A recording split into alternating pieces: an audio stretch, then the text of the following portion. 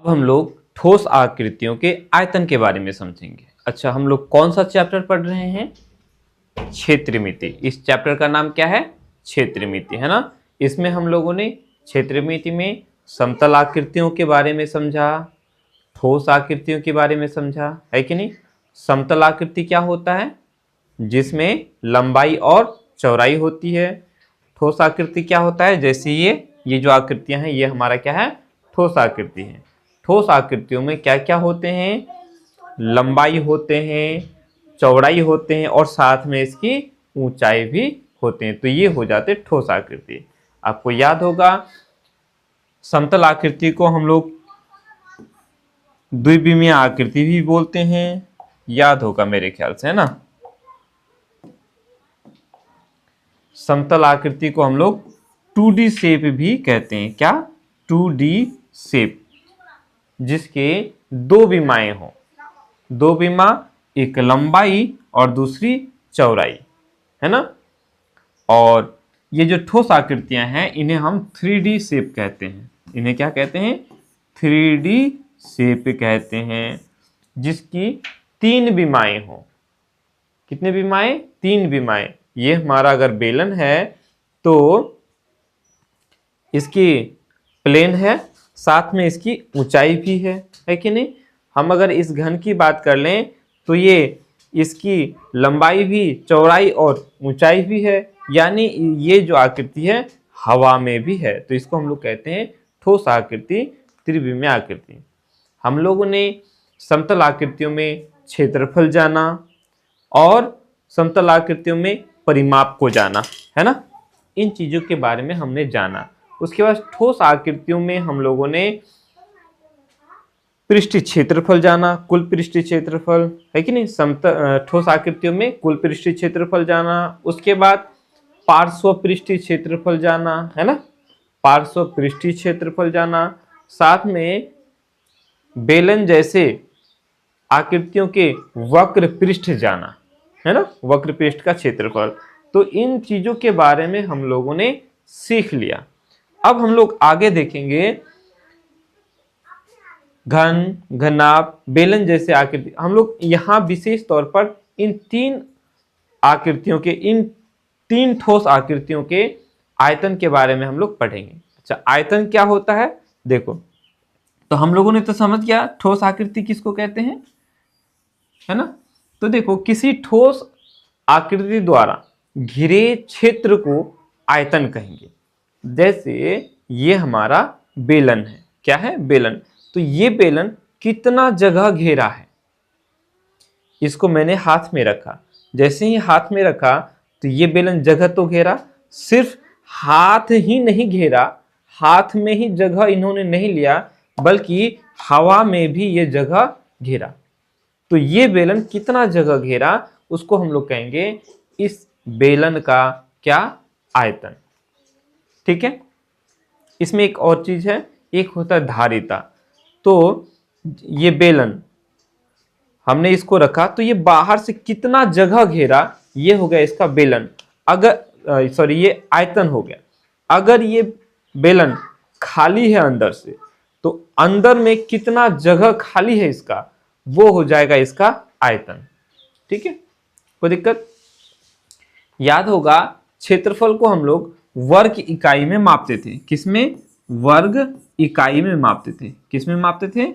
वर्ग इकाई। याद होगा, जैसे सेंटीमीटर स्क्वायर हो गया, है कि नहीं, मीटर स्क्वायर हो गया, इस तरह से हम लोग ले लेते थे।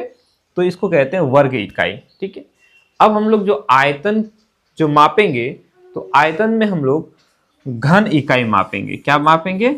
घन इकाई। याद रहेगा ना, वर्ग इकाई और घन इकाई। क्षेत्रफल को हम लोग वर्ग इकाई में मापते हैं, वर्ग इकाई में, और आयतन को किसमें? घन इकाई में।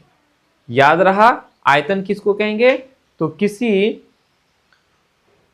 3D आकृतियों द्वारा, या ये कहें कि किसी ठोस आकृति के द्वारा घिरे क्षेत्र को इन्होंने कितना जगह घेरा, उसको हम लोग आयतन कहेंगे। वस्तु का क्या कहेंगे? आयतन कहेंगे। याद रहेगा। तो आयतन समझ में आ गया। तो आयतन हमारा बाहर का चीज है, बाहर से हम इसको मापेंगे तो कितना हुआ, ये आयतन हो जाएगा। बाहर से ये कितना जगह घेरता है। अगर इसका अंदर खाली है तो कितना खाली है, जितना खाली होगा वो इसका धारिता कहलाएगा। ठीक है, आया समझ में? नहीं, जैसे मान लेते हैं ग्लास। ठीक है, ग्लास को हमने क्या किया, मिट्टी में दबा दिया। ग्लास लिया, मिट्टी में दबा दिया, तो ये ग्लास मिट्टी में कितना जगह घेरता है, वो हो जाएगा ग्लास का आयतन। अब ग्लास के अंदर खाली है तो ग्लास के अंदर कितना खाली है, वो हो जाएगा ग्लास का धारिता। क्लियर, यहां तक आ गया? तो आयतन समझ में मेरे ख्याल से आ गया होगा। ठीक है, ठोस आकृतियों में हम लोग क्या क्या निकालेंगे, क्या क्या निकालना सीखें। अभी आयतन हम लोग निकालना सीखेंगे। अब तक हम लोगों ने ठोस आकृतियों में क्या क्या निकालना सीखा, पार्श्व पृष्ठीय क्षेत्रफल, कुल पृष्ठीय क्षेत्रफल और वक्र पृष्ठीय क्षेत्रफल। चलो अब इन ठोस आकृतियों का हम लोग क्या निकालना सीखेंगे, आयतन निकालना सीखेंगे। अब देखो, आयतन निकालने के लिए ऐसे समझो, हम पहले एक घन को ले लेते हैं। ये हमारे पास क्या है, घन है। घन में क्या होता है, लंबाई, चौड़ाई और ऊंचाई ये तीनों बराबर होते हैं, है कि नहीं।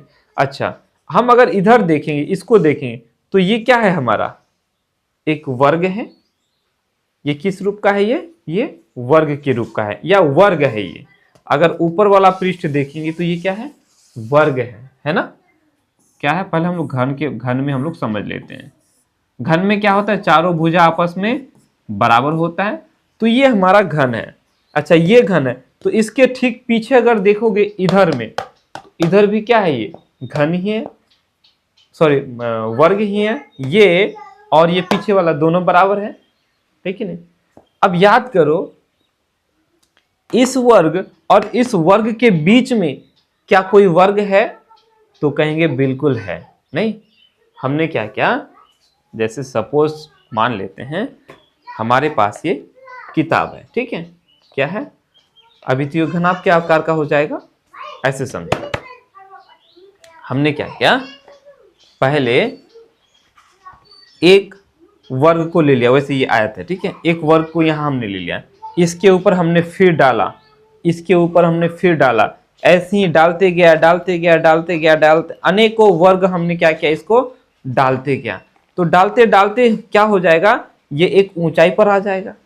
ये क्या हो जाएगा, ऊंचाई पर आ जाएगा।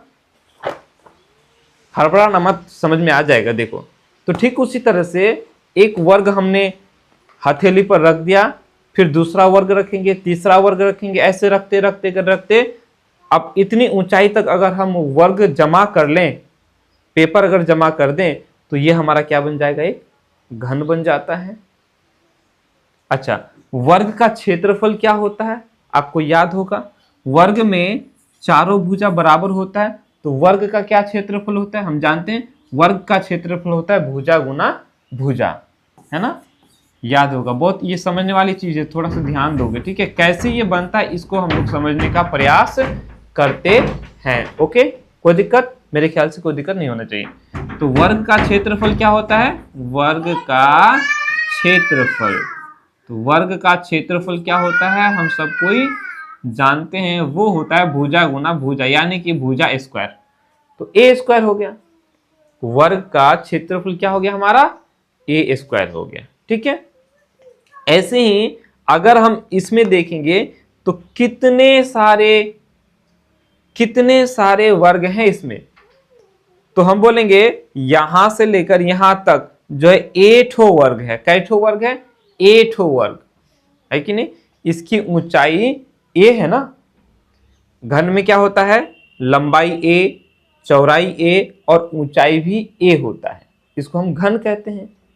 समझ में आई बात। तो ठीक उसी तरह से इस घन में, ये एक मेरा घन है, तो इस घन में सबसे नीचे एक वर्ग है, उसके ऊपर वर्ग, फिर वर्ग, फिर वर्ग, तो भाई कितना ठो वर्ग है, तो बोलेंगे 8 वर्ग है। कै ठो वर्ग है, 8 वर्ग है कि नहीं। हमने एक वर्ग नीचे रखा, हमने एक वर्ग यहां रखा, तो इसने जगह घेरा, इतना क्षेत्रफल इन्होंने घेरा, इसके ऊपर हमने फिर एक वर्ग रख दिया, फिर इसके ऊपर फिर वर्ग रख दिया।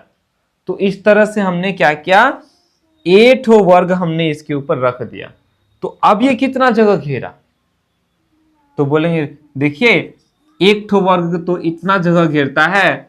अब यहां हम देख रहे हैं कैठो वर्ग है, तो 8 वर्ग है। कैठो वर्ग है, 8 वर्ग। थोड़ा समझ में आया या नहीं? फिर से समझाने का प्रयास कर रहा हूं। देखो 1 वर्ग जगह घेरा, फिर हमने 1 वर्ग डाल दिया, ये भी जगह घेरा, फिर हमने वर्ग डाल दिया, इसमें भी जगह घेरा। इसी तरह से हमने डालते गया, तो हमने कहा कि कैठो वर्ग है, इस आकृति में कैठो वर्ग है। तो बोलेंगे कि 8 वर्ग है। कैठो वर्ग है, 8।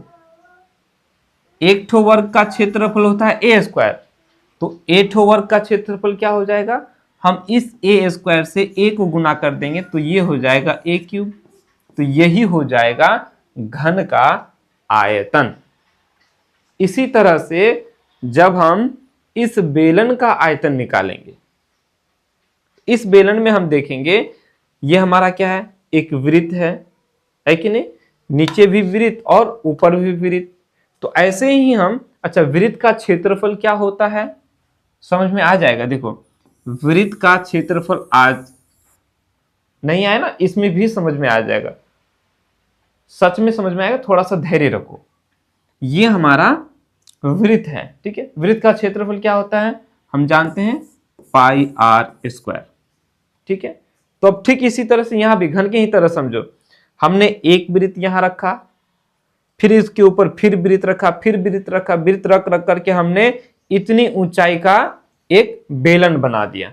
वृत्त के ऊपर वृत्त, वृत्त के ऊपर वृत्त, वृत्त के ऊपर वृत्त, वृत्त के ऊपर वृत्त रख करके हमने क्या कर दिया, इतना ऊंचा का एक बेलन बना दिया। अब ये क्या बन गया, बेलन बन गया। तो अब हम कहेंगे इस बेलन में वृत्तों के जमा करने से ही तो बेलन बना। तो एक वृत्त का कितना क्षेत्रफल क्या होता है, पाई आर स्क्वायर। अब इसमें कितना ठो वृत्त है, तो बोलेंगे इसकी ऊंचाई कितनी है, जितनी ऊंचाई उतना ही हमने इसमें वृत्त रखा है। मान के चलते हैं कि इसकी ऊंचाई h है, इसकी ऊंचाई कितना है, h है। जैसे समझो 1 वर्ग का क्षेत्रफल होता है ए स्क्वायर, ठीक उसी तरह से 1 वृत्त का क्षेत्रफल होता है पाई आर स्क्वायर, ठीक। अब घन में 8 वृत्त है, कै ठो वृत्त है, 8 तो ए स्क्वायर को हम ए से गुना कर दिए, ये हो गया हमारा घन का आयतन। अब एक बेलन में कै ठो वृत्त है, तो बोलेंगे h ठो वृत्त है। कै ठो वृत्त, h ठो, जितनी ऊंचाई उतना वृत्त। तो हम क्या करेंगे, इस एक वृत्त का क्षेत्रफल को गुना कर देंगे h ठो वृत्त के साथ, तो ये हो जाएगा पाई आर स्क्वायर h। ये हमारा हो गया घन का, सॉरी बेलन का आयतन। कोई दिक्कत? कहेंगे 1 ठो वृत्त इतना जगह घेरता है, तो h ठो वृत्त कितना जगह घेरेगा, इतना जगह। तो यही जितना जगह घेरेगा उसी को तो हम आयतन कहते हैं, आया समझ में। ठीक उसी तरह से हम आयत के भी बारे में हम लोग समझेंगे। अब आयत की बात अगर करेंगे तो आयत में क्या होता है, आयत में अब हम लोग आयत समझ लेते हैं। अच्छा पहले इसको कर लेते, फिर हम आयत को भी बना देते हैं। समझ में आया ना? अच्छा पहले बता देते हैं, एक काम करते हैं, हम क्या करते हैं, ऊपर और नीचे का बात कर लेते हैं, ठीक है। ऊपर और नीचे की अगर बात कर लेंगे तो ये क्या है, इसमें लंबाई है और चौड़ाई है, लंबाई है और चौड़ाई है।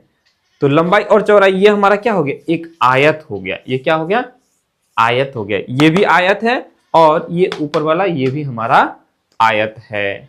लाइट चली गई, कोई बात नहीं, थोड़ी देर रुक जाते हैं, फिर उसके बाद मैं आपको समझा देता हूं, ठीक है।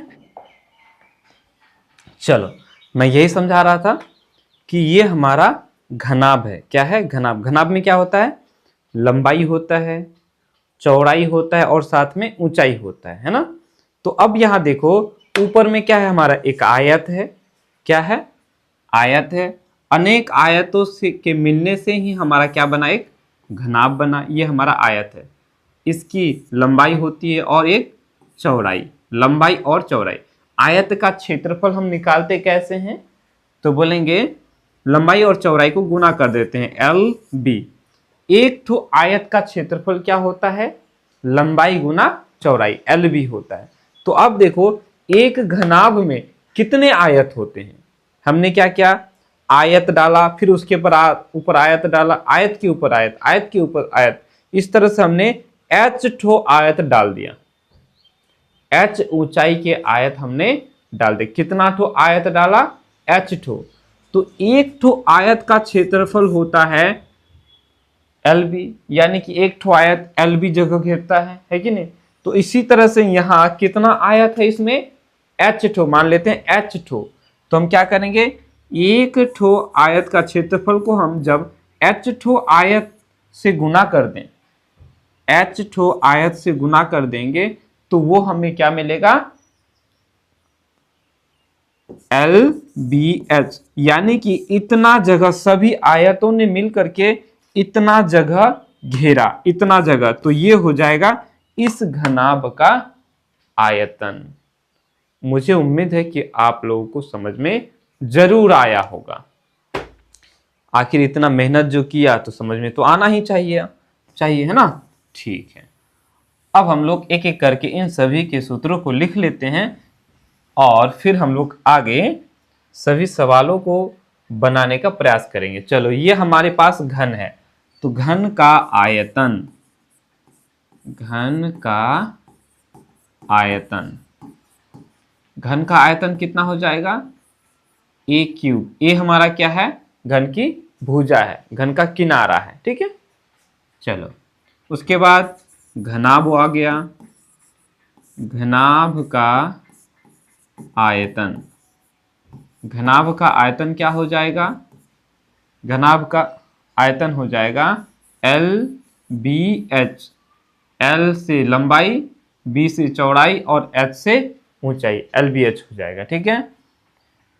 और बेलन का आयतन, बेलन का आयतन क्या हो जाएगा, बेलन का आयतन हो जाएगा पाई आर स्क्वायर एच। एक बार पुनः मैं समझा दूं ताकि फिर से दिक्कत ना हो।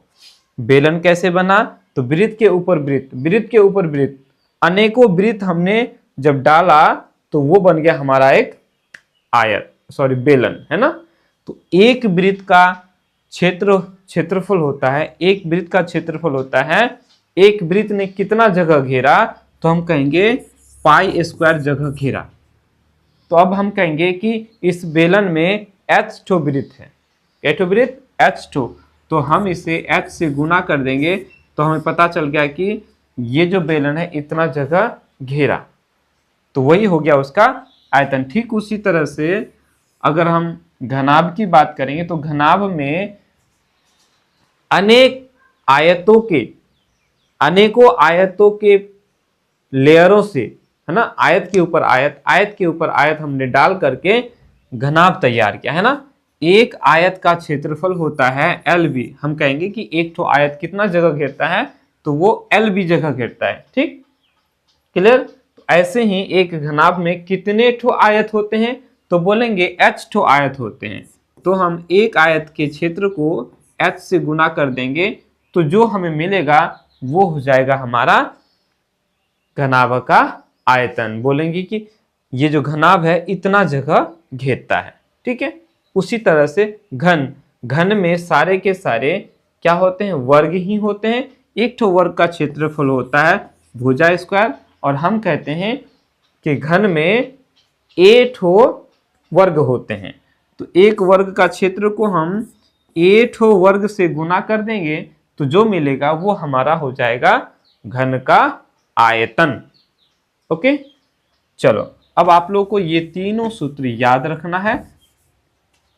क्या करना है, याद रखना है, ताकि हम लोग आगे उदाहरणों और प्रश्नावली को आसानी से कर सकें। देखते हैं आगे क्या दिया हुआ है थोड़ा सा। हाँ, आयतन और धारिता ये दोनों तो मैंने बता दिया आपको। वस्तु द्वारा घिरी हुई जगह को आयतन कहेंगे और उस वस्तु में कितनी जगह खाली है वो उसका धारिता हो जाएगा। ठीक है, आयतन बाहर की चीज, धारिता अंदर वाली बात। ठीक है, आयतन को हम बाहर से मापते हैं, धारिता को अंदर से मापते हैं। क्लियर? जैसे एक बोतल है, एक बोतल में कितना दूध अटता है उसको हम क्या कहेंगे? तो अंदर, बोतल के अंदर कितना खाली है वो हो गया धारिता, और बोतल के बाहर बोतल की जो पूरी माप है वो हो जाएगा उसका आयतन हो जाएगा। क्लियर? उम्मीद करते हैं समझ में आया होगा। इसके बाद हम लोग उदाहरणों और प्रश्नावली को फिर से कंप्लीट करेंगे। राइट?